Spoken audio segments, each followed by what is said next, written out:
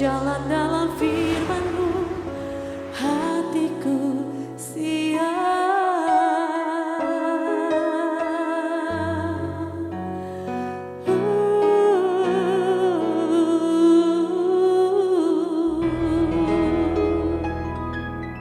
Salam God Lover yang dikasihi oleh Tuhan Yesus.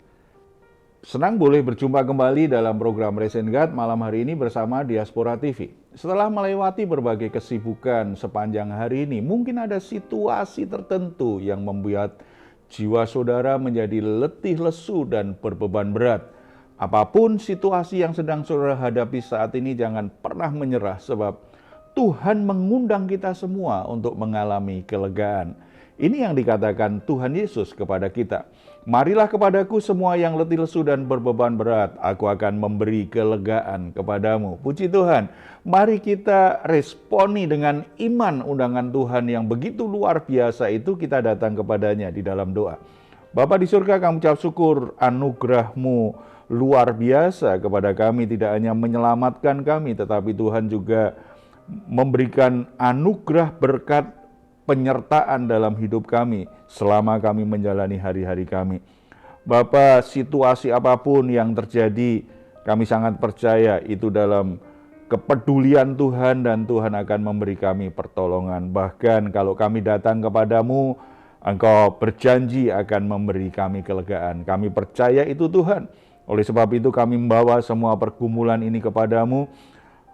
Kami sungguh yakin ketika kami boleh menikmati kebenaran dan hadirat-Mu, ada kelegaan, ada kemerdekaan, ada ketenangan, sehingga kami bisa melewati hari ini dan kami bisa beristirahat malam hari ini dengan baik. Berbicaralah kepada kami dalam nama Tuhan Yesus. Amin.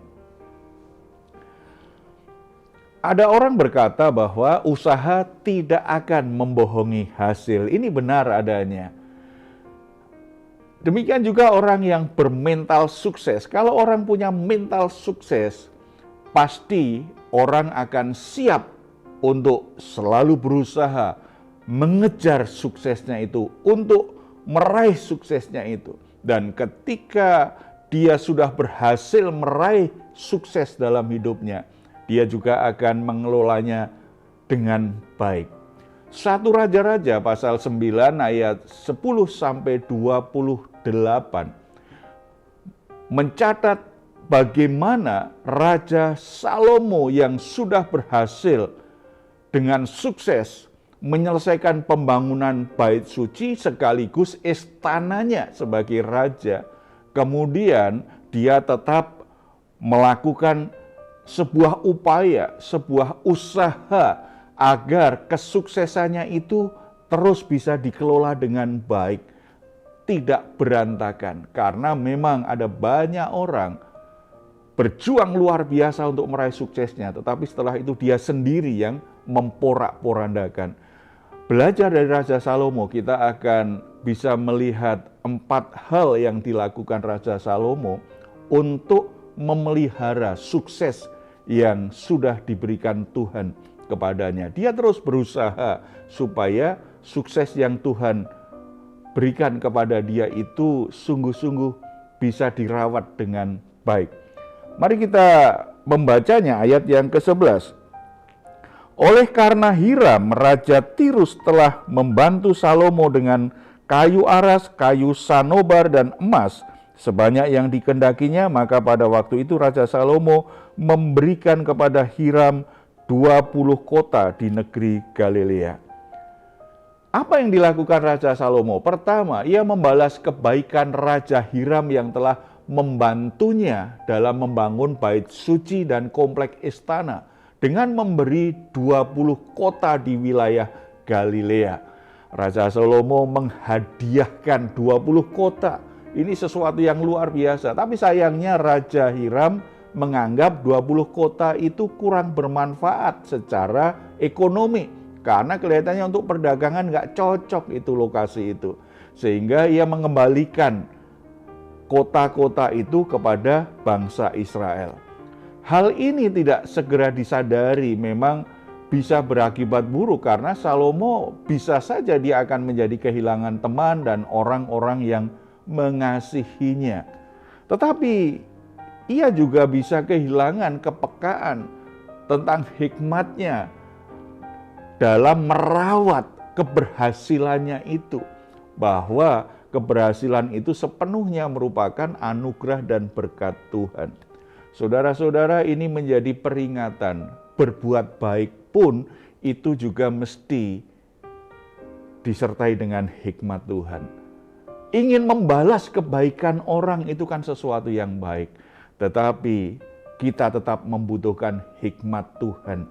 Supaya keputusan kita untuk memberi apresiasi, untuk membalas kebaikan orang, itu sebuah keputusan yang memang tepat, keputusan yang selaras dengan kepatutan dan seiring dengan kehendak Tuhan.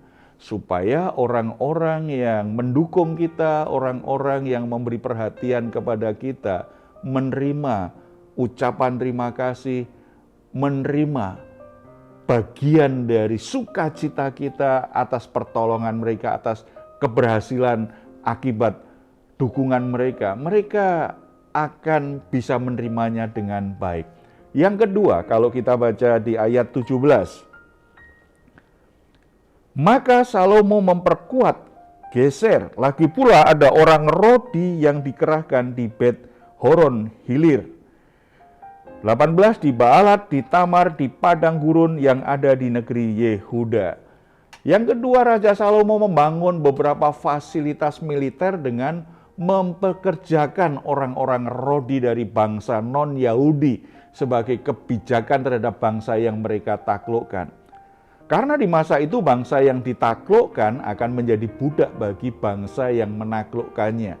Kita harus berusaha memanfaatkan sumber-sumber yang kita miliki untuk memperkuat pencapaian-pencapaian yang sudah Tuhan izinkan boleh kita raih sehingga semakin maksimal. Jadi bagian pertama tadi, usaha untuk memelihara kesuksesan itu, keberhasilan itu, selalu tahu bagaimana harus berterima kasih kepada orang-orang yang sudah mendukung kita. Tetapi harus dengan hikmat Tuhan supaya itu tepat sasaran. Yang kedua, lewat bagian ini kita diajarkan supaya kita memperkuat bagian-bagian yang membuat keberhasilan kita itu tetap bisa terpelihara dengan baik. Kita harus memperkuat bagian-bagian tertentu, apalagi hal-hal yang mungkin bisa menjadi pintu masuk bagi kehancuran, bagi masalah-masalah, atau bagi musuh-musuh kehidupan ini bisa menggerus kesuksesan kita. Kita harus memperkuat bagian-bagian hidup kita supaya keberhasilan yang sudah berhasil kita capai itu tetap bisa dikelola dengan baik. Dan yang ketiga, Raja Salomo mengatur agar 3 perayaan tahunan dirayakan secara teratur, yaitu mempersembahkan korban-korban bakaran, korban-korban keselamatan, dan membakar korban api-apian di hadapan Tuhan. Itu bisa kita baca di ayat 25.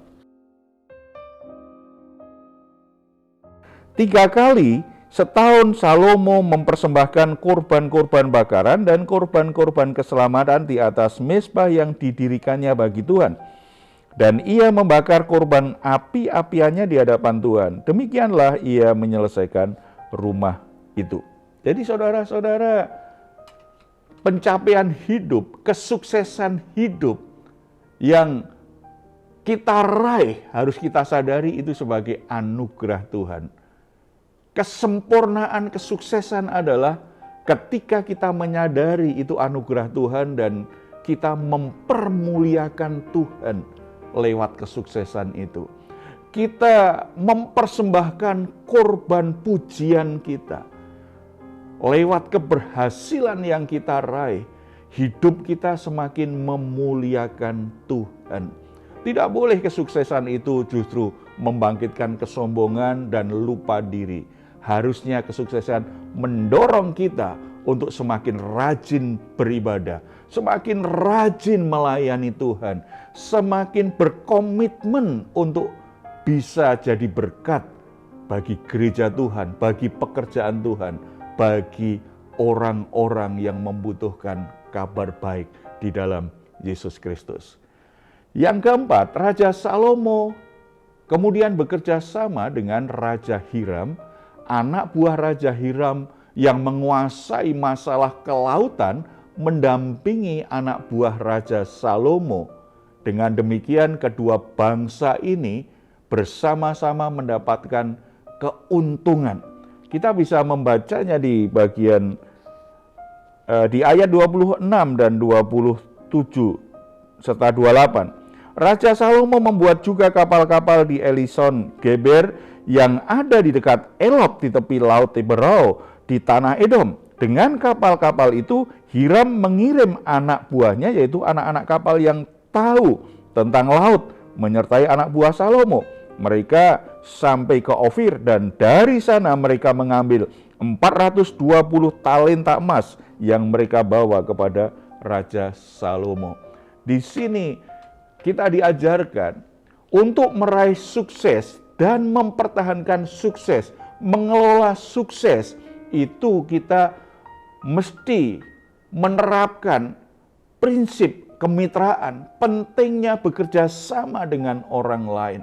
Ketika kita sampai di puncak, ketika kita menjadi orang yang sukses, kita tidak boleh lupa diri dan berkata dengan angkuh seolah-olah kesuksesan itu karena kehebatan diri kita sendiri. Kita harus ingat setiap sukses itu merupakan hasil dari kerja tim. Keterampilan membangun kerja tim itu sangat penting. Bekerja sama dengan mitra merupakan rahasia kesuksesan yang harus diterapkan dengan baik. Sukses merupakan anugerah Allah yang dipercayakan kepada kita, yang dipercayakan Tuhan supaya kita lebih memuliakan Dia, membuat kita bisa semakin jadi berkat bagi banyak orang, dan sukses bisa dikelola kalau kita sadar bahwa ada orang lain yang mendukung kita, ada orang lain yang membantu kita. Kita sadar kita butuh orang lain untuk mempertahankan kesuksesan itu, untuk mengelola pencapaian-pencapaian hebat yang berhasil kita raih. Ketika kita lupa dengan prinsip-prinsip ini, maka kesuksesan tidak akan bisa bertahan lama.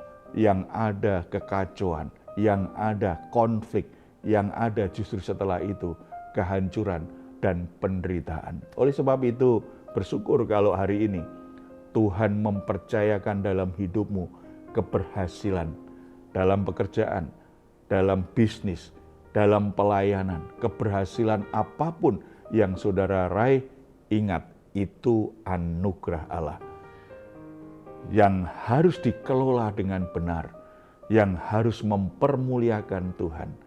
Saudara dibawa Tuhan naik supaya saudara bisa jadi terang yang semakin memancarkan kebenaran, kasih, dan kemuliaan Tuhan. Mari kita bersatu di dalam doa. Bapa di surga, kami bersyukur karena Tuhanlah yang memberi kami anugerah dalam hidup kami. Kami tidak hanya bisa mencukupi kebutuhan kami, tetapi Tuhan bawa kami naik. Tuhan beri kami keberhasilan demi keberhasilan. Tuhan jadikan kami orang-orang yang dilimpahi dengan berkat-berkat Tuhan. Terima kasih untuk segala sesuatu yang Tuhan sudah percayakan kepada kami. Biarlah hati kami diingatkan hari ini bahwa semua hal yang kami capai harusnya melahirkan ungkapan syukur yang sungguh-sungguh memuliakan nama-Mu dan membuat hati kami semakin mengasihi Engkau, semakin rindu untuk Tuhan pakai menjadi berkat bagi banyak orang.